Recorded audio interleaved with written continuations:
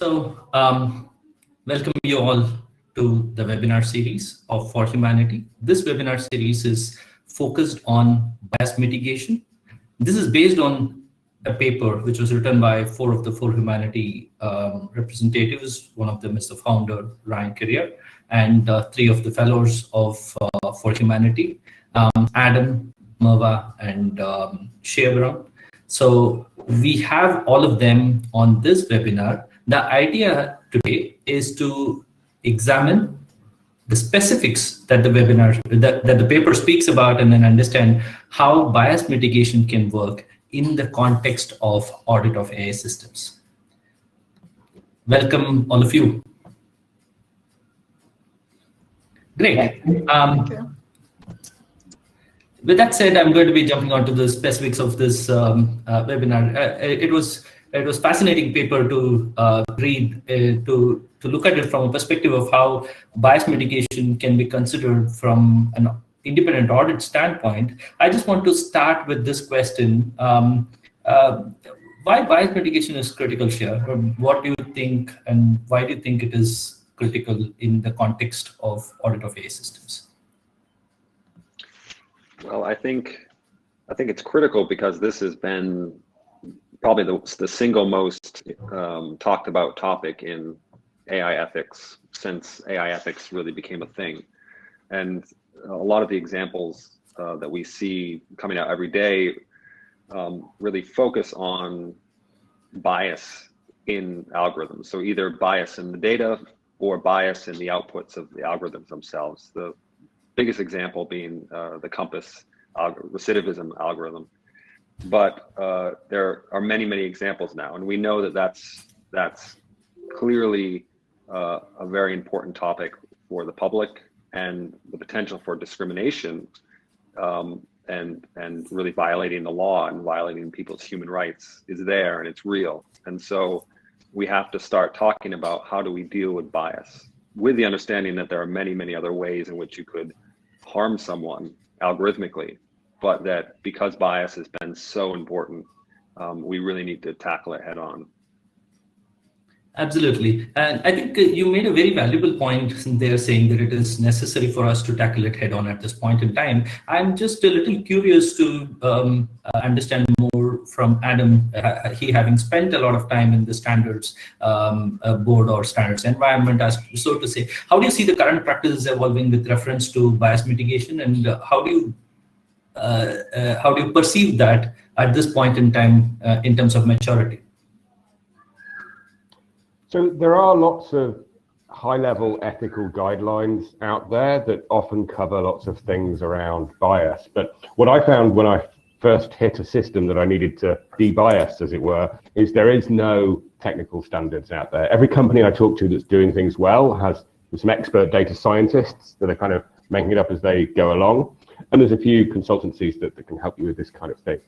The first real international standards work, which I've been leading for the last 2.5 years, is going to publication in January, and that's a technical report from ISO IEC, which will outline all the different sources of bias, types of bias, and mitigation steps that you could take. So at the time of recording, we're, 4 months away from any international standards at all.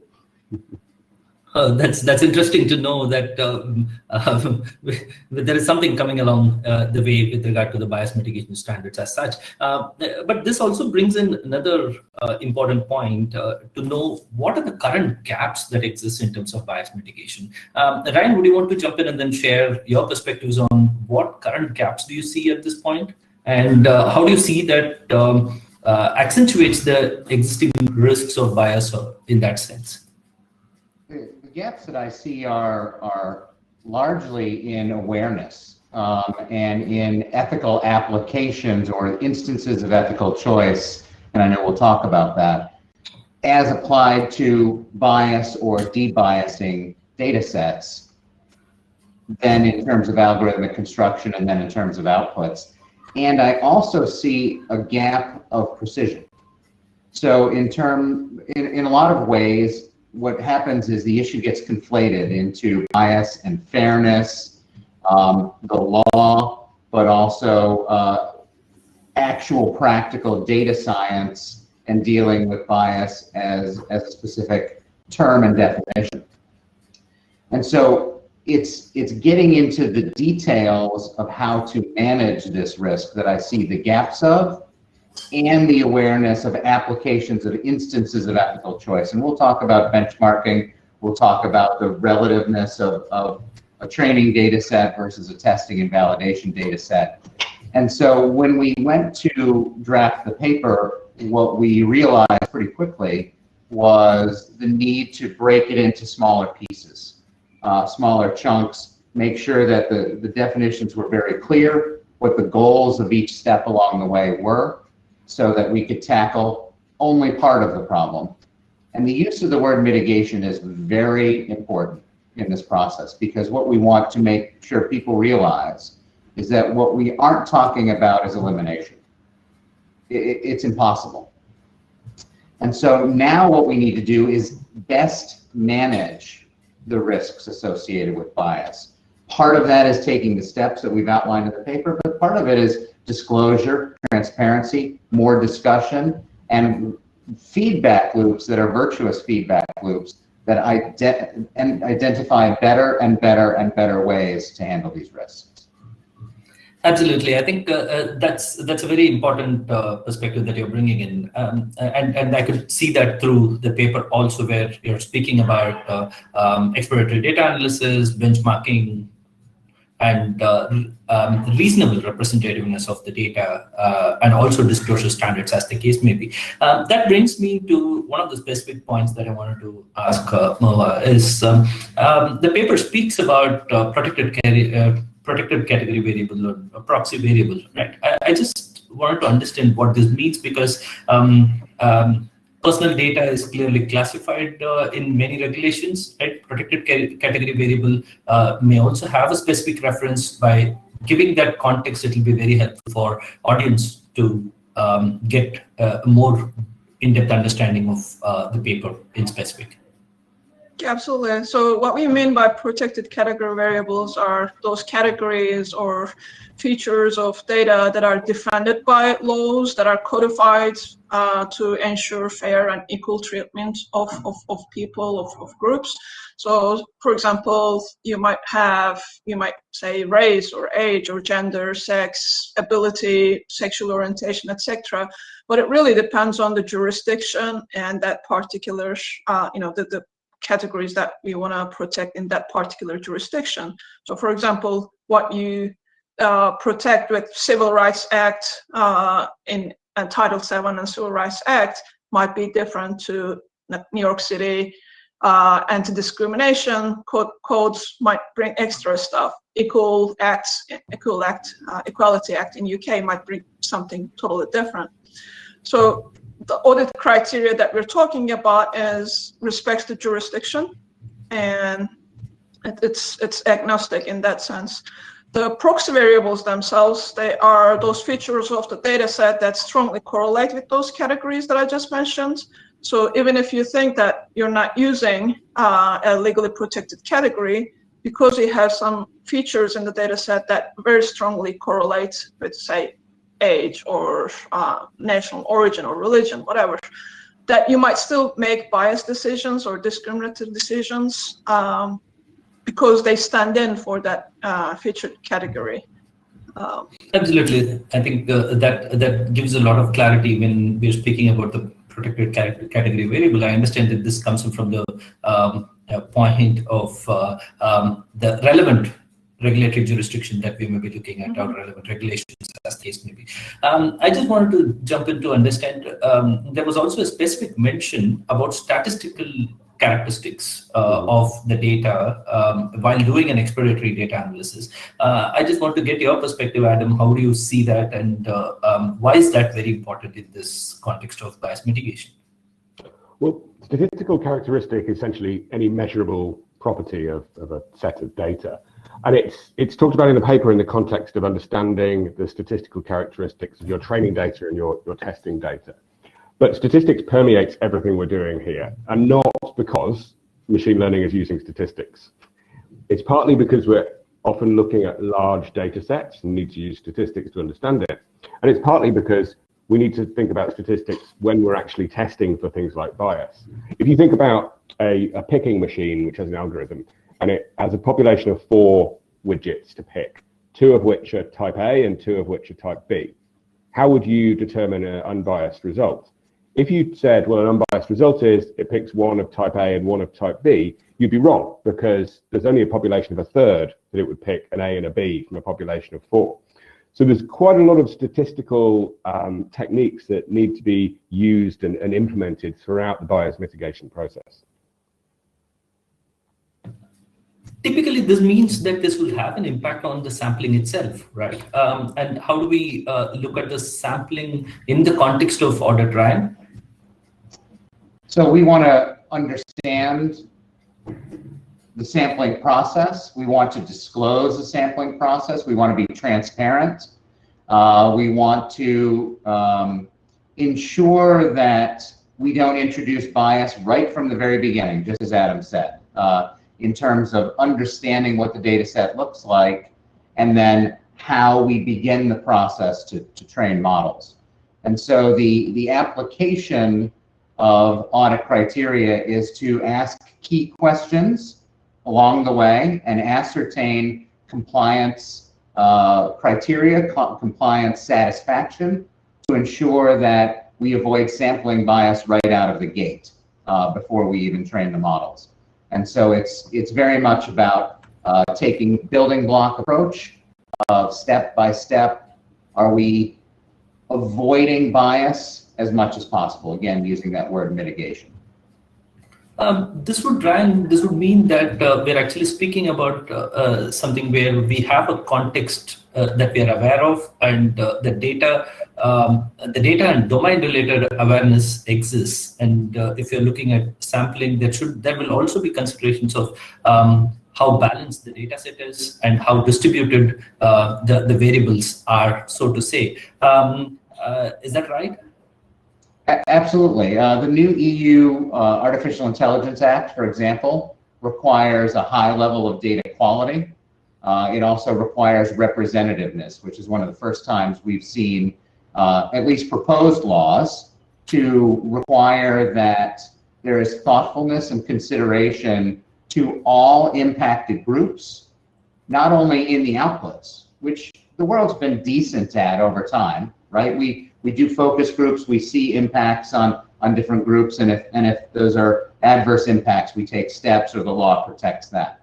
Well, now we need to move that forward into the design and development phase and really try to tackle these issues before they occur, before they're allowed to play out in the outcomes, and honestly, before adverse impact happens, because adverse impact is not a good thing.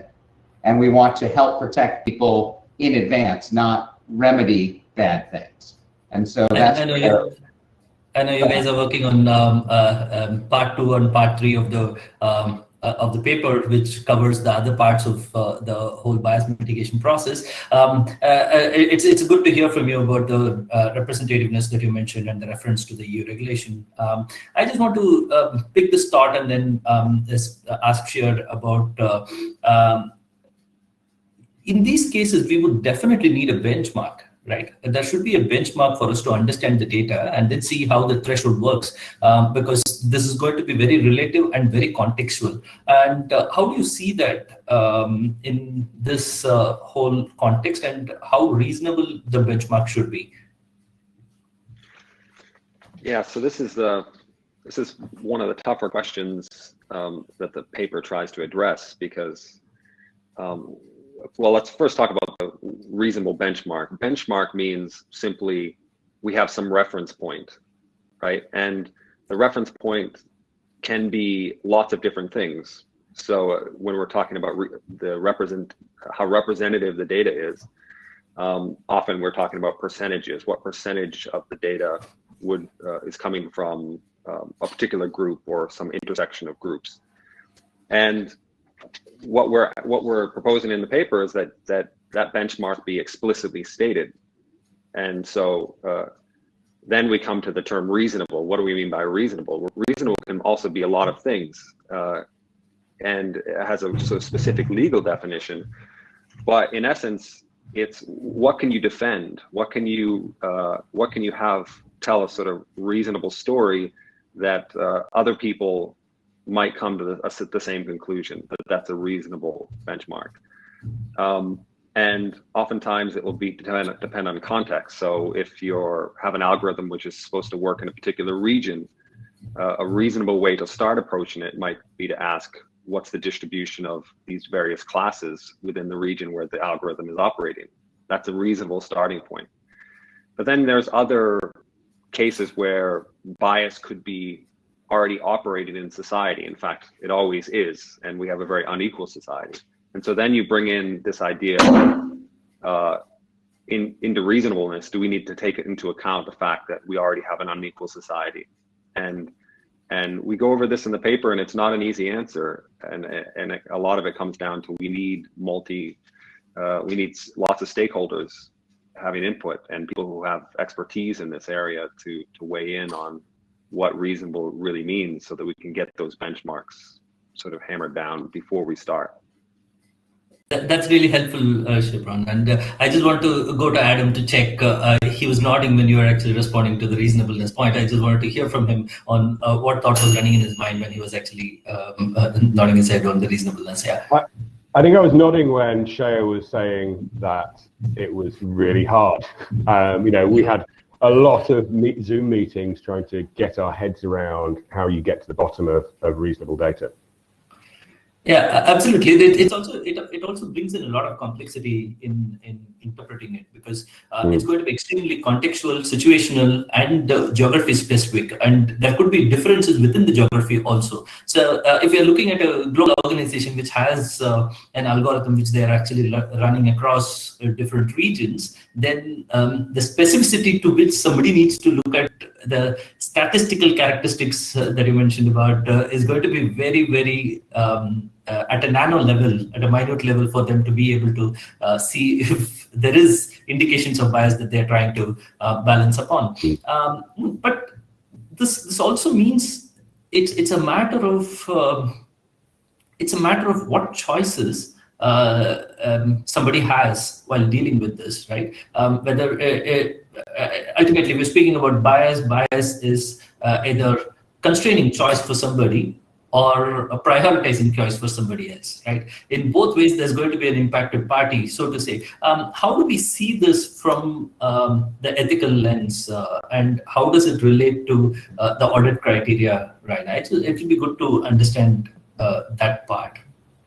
Well, we focus on this terminology of ethical choice, which we've defined for ourselves. We don't want to pretend that this is the definition of ethical choice, but we needed something with which we could hang our hat in terms of how does the audit process work.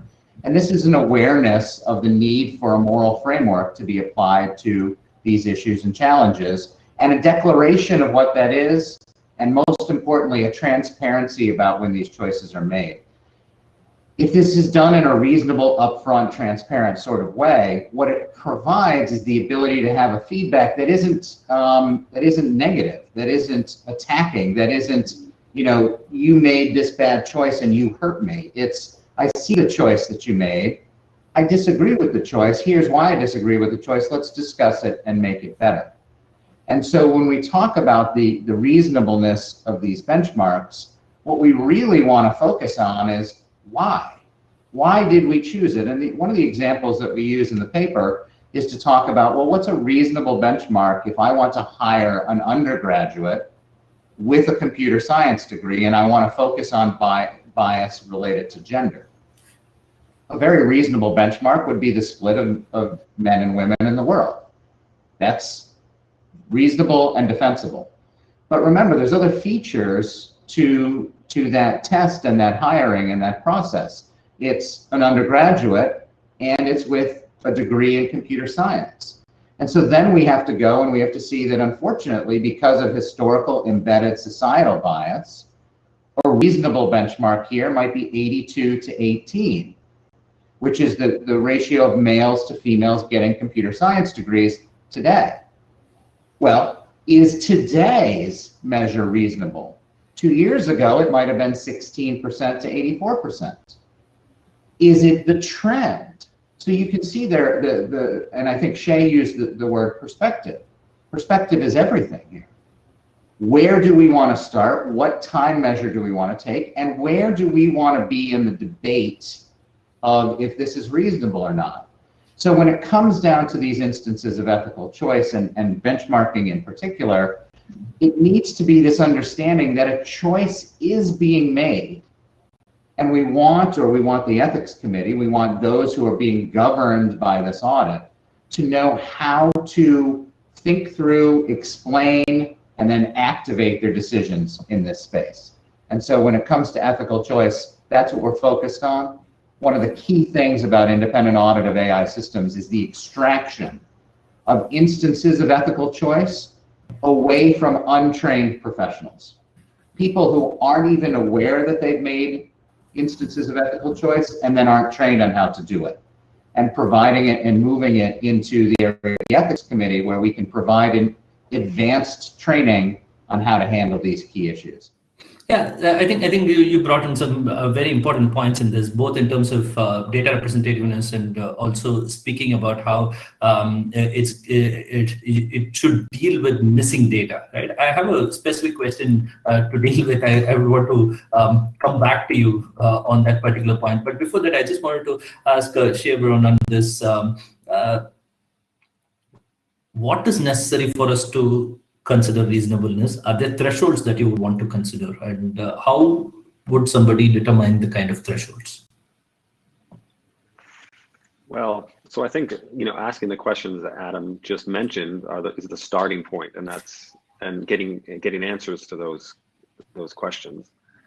But a lot of it centers around sort of exploratory data analysis. You have to look at the statistics and the distribution of the data that you're planning to use to train your model.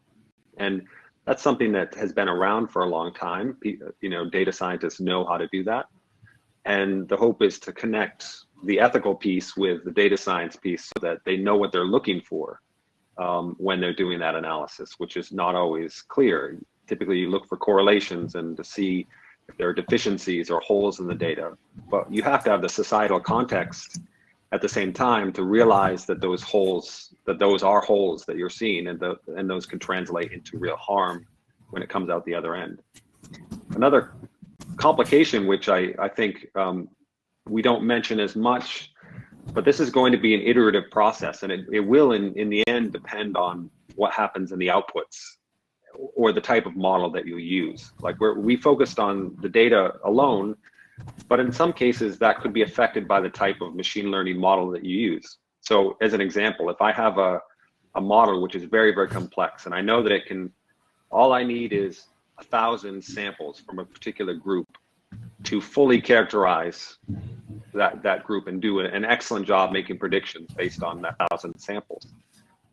And it doesn't matter how many other samples I have. I could have 1 million other samples or 10 million other samples from other groups. But as long as I have that 1,000, I fully characterize that. Well, in the face of things, that would seem like a very imbalanced representativeness. However, depending on the kind of model that you're using, it could be that it's sufficient to fully characterize and have an unbiased result on the other end. You just need that 1,000 samples. So in some sense, this is going to be iterative. So in the face of things that could seem very not representative enough, but based on the methods that you use, based on what happens at the output, it may turn out that in fact you're fine, or the opposite could happen. You may think that you're fully fine, you have a well-balanced data set, but in the end it fails in a particular group and it's making biased decisions. And then you have to go back and ask, what did we do wrong and how do we change what our meaning of reasonable representativeness is? Absolutely. Ryan, you have a point to add. Go ahead. I just want to build on this idea of reasonableness. There's two big changes coming to the words reasonableness and the fact that there's governance here at all. So in the past, and I don't want this to sound as awful and sort of bad or ill intent as it may come across, because that's not, I don't think the ill intent was there. But in the past, it was a small group of people, typically data scientists, who are operating on their own and in the dark. And what's changed now is now there's going to be accountability, and they're held to a reasonableness standard. The reasonableness standard says it doesn't matter what you alone think. It now matters what a community of people who are assessed on the same, with the same criteria would come, what conclusion would they reach? So it's no longer about just your take. You have to consider how the community broadly would respond. And when we say community, it's expert community, reasonableness applied to experts. What would an expert community think? And so you have to think outside of your own comfort zone with the additional awareness that someone will look and assess and potentially pass judgment on the choices that you made. So being able to defend those choices and being able to consider them in the light makes a huge difference with how people will approach when they've reached what they deem to be this reasonableness standard. I think you bring in another very important point in this, and I have a specific question to you, Ryan, on this. If you speak about data representativeness, in a scale of 1 to 10, 10 being the highest, what would be the weightage that you would give for data representativeness in a bias mitigation consideration? Oh gosh, I know I'm putting you on the spot. I know I'm putting you on the spot, but I'm just trying to understand because it has its own variations, and it could be extremely contextual to a particular data set. But I'm just asking you, as an author of this paper, how do you see that threshold? Well, all right. So because it's mitigation, the answer is whatever number I give, let's make it better tomorrow. So if we say that we're at a 5 today, how do we work towards being a 6? How do we work towards being a 7? How do we work towards getting to 10? So I could pick any sort of number. The answer right now is I don't know that a lot of this work's being done, and I think that's a big part of the problem. And I think the EU, the proposed EU regulations, impact that. So then the question becomes, well, how do we make it better and better and better over time?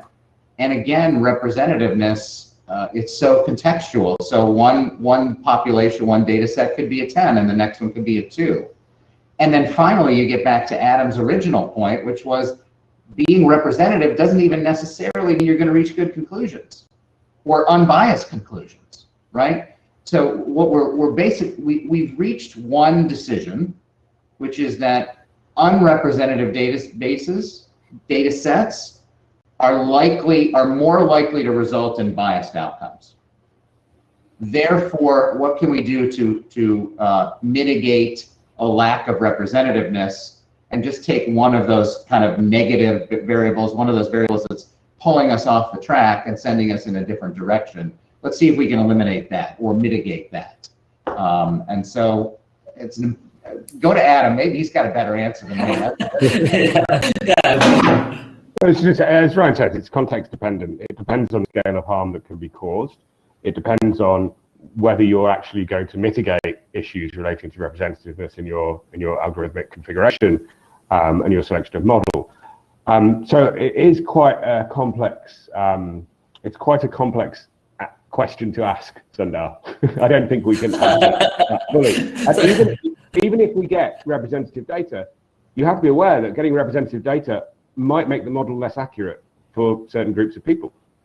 So actually, you might have to take a management decision that actually I'm not going to allow this system to be used with this particular class of people because that means it's wildly inaccurate for everyone. It's a very difficult decision to make and implement, but that's a reality. Absolutely, I understand that. Yeah, I would add to that. That's especially difficult with minority categories, especially when you get down into the statistically insignificant, not impacted insignificant, but statistically insignificant categories, like something that's a 0.5 representation in the data set. If you train too closely to that 0.5, you're not going to explain the rest of the space. And so it's this, it's really the nature of dealing with the statistics and and the compilation of data. Essentially, we are actually speaking about two layers. One is the layers of representativeness within the data, and how such representativeness relates to the real world, right? Both of which is going to have an impact on how we see the representativeness. So all these are related. And thanks for bringing up that point, both Adam and Ryan. It also gives clarity on the level of complexity that this has in looking at things. And it's also a good point that you guys mentioned, that it's not about getting to a solution, but progressing towards a solution. And that also makes a lot of difference in the way organizations start looking at this. I just want to come to another important point, which is an extended connection to this, where you're mentioning about data disclosure document. Ryan, you had mentioned about this earlier, where you had clearly demarcated to say that there needs to be a clear disclosure, and Merve also added to it. Public disclosure of content, public disclosure of approaches or thresholds, so to say. I just wanted to hear more from you in terms of how do you see this as a data disclosure document and how it can help in bias mitigation in a large way. So there's very good existing work in the marketplace, whether they're model cards or data sets for data sheets. I always get that backwards. Data sheets. Other way around, right. Data sheets for data sets. I literally, I think I say it wrong every time.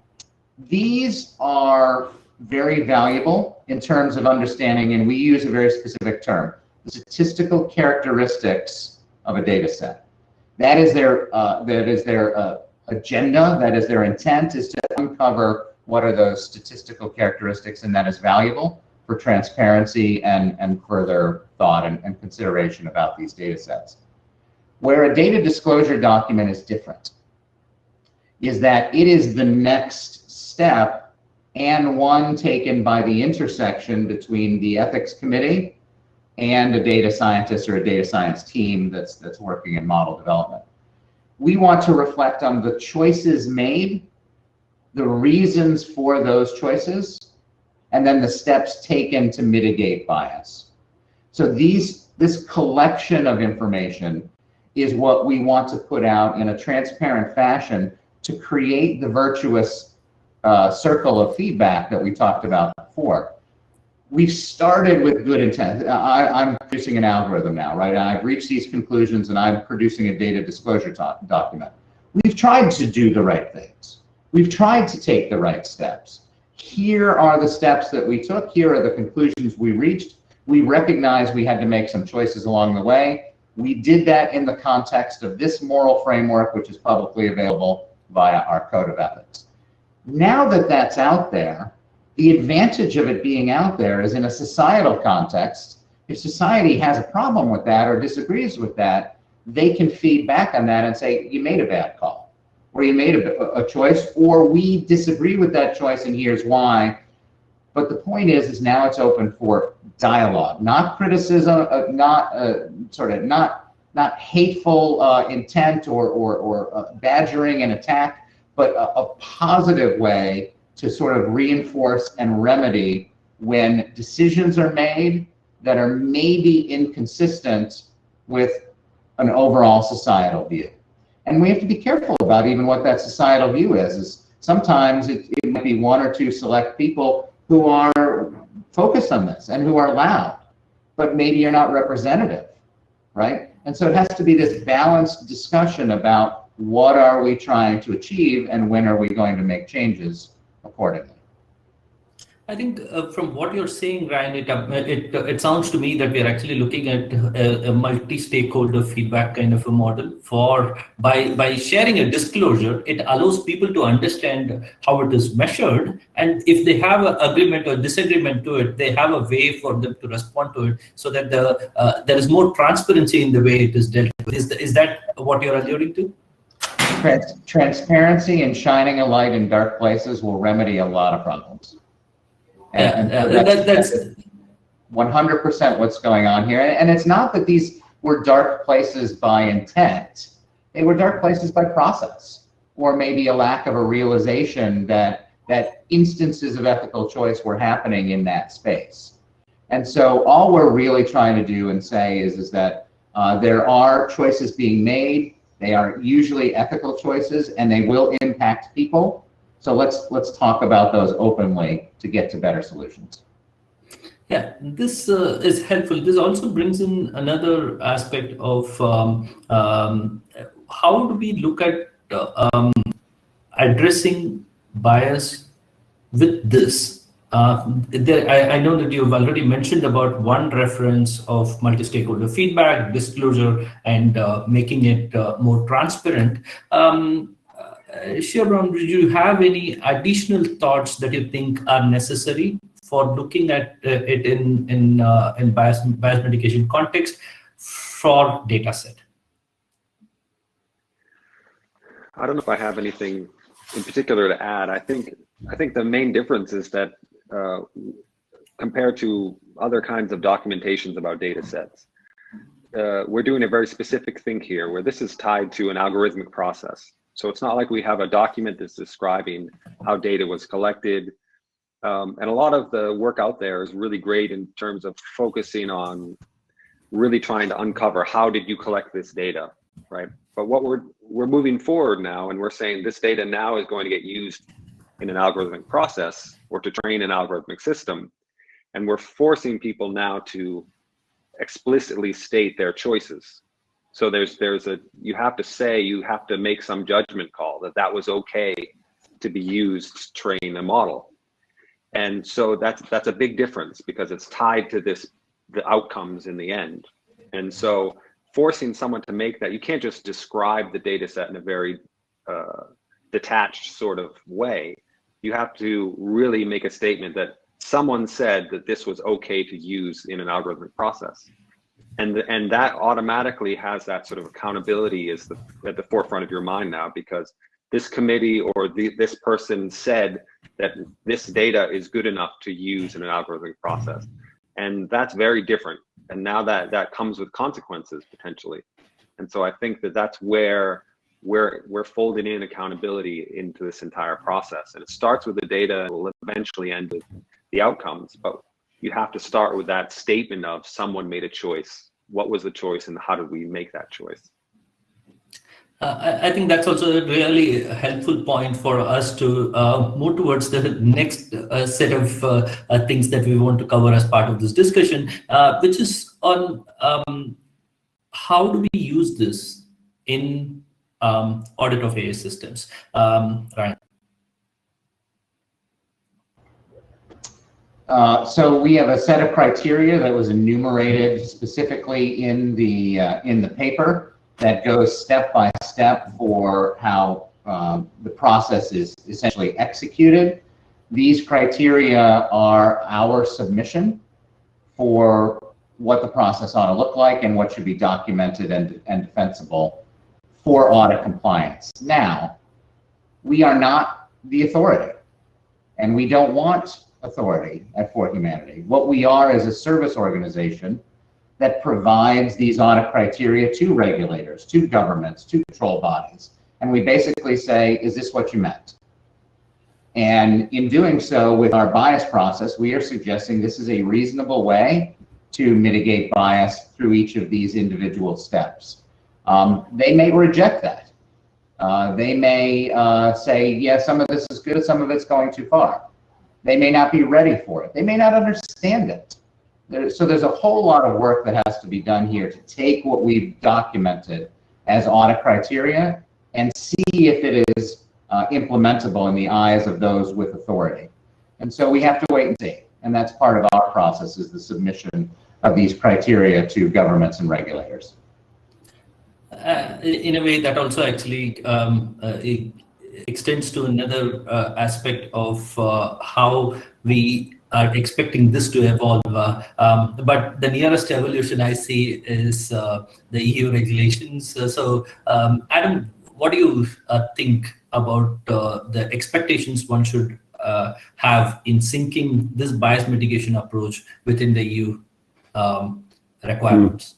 Well, as Merve said, there's a lot of requirements to do ex ante assessments, documentation, and things like that coming out of the proposed act. But that is only going to be independently audited in a small number of use cases. Usually companies will have to do it and file it, okay? And we could draw a parallel with the GDPR.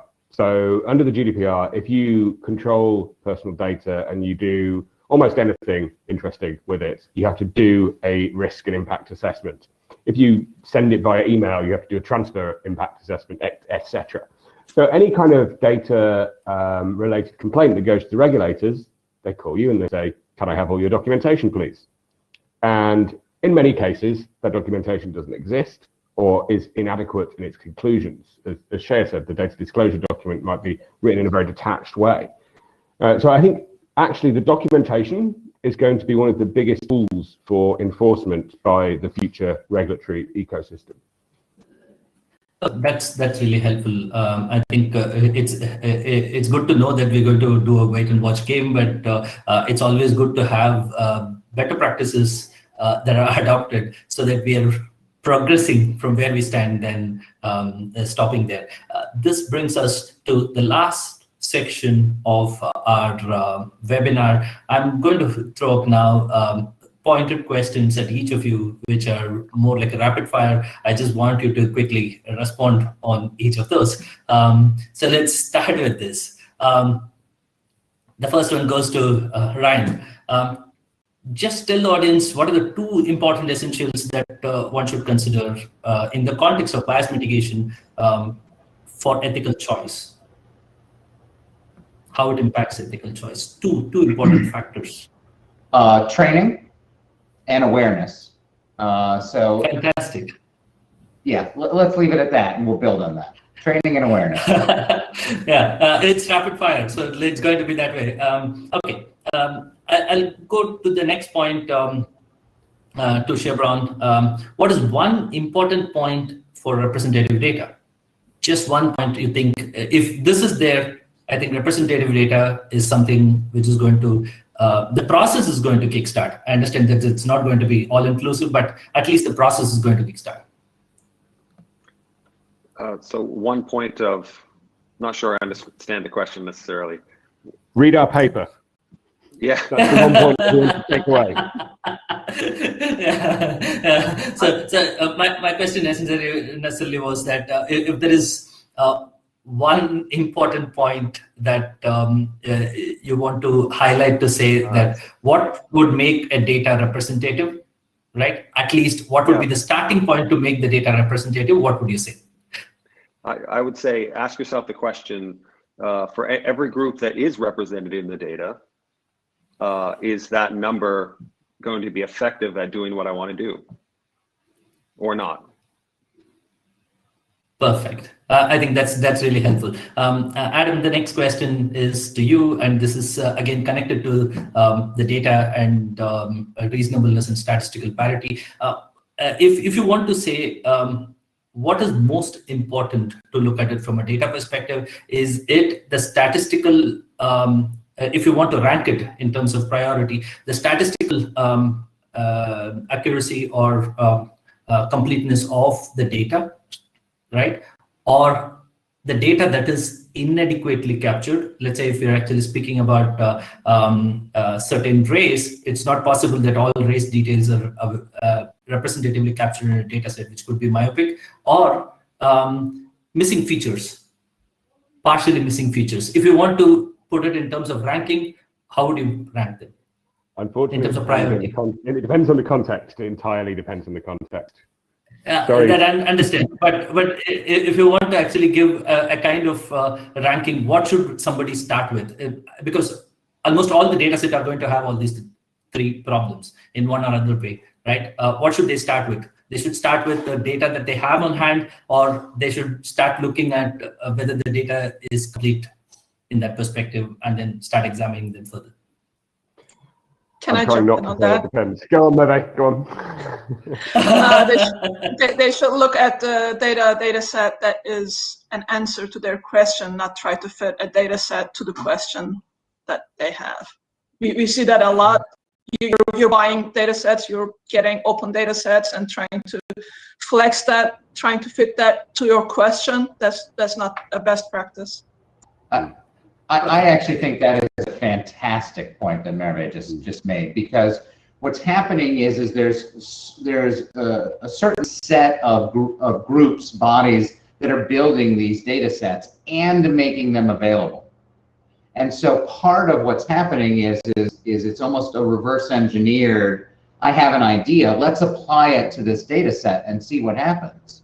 And it's a testing and experimental thing that can reach wrong conclusions, that can generate bias, just because it's this reverse engineered approach, because data is difficult to get, or data might not be available to you, but it's available to this group and they went out and got it for me, so therefore I'll use that. So I think that's a fantastic point.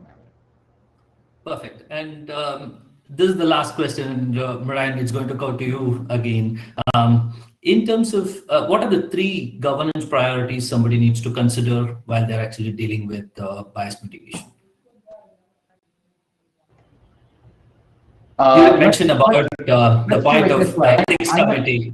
I'm going to take one, but we'll give it to my colleagues to build on that. So for me, it's the introduction of the ethics committee into the process.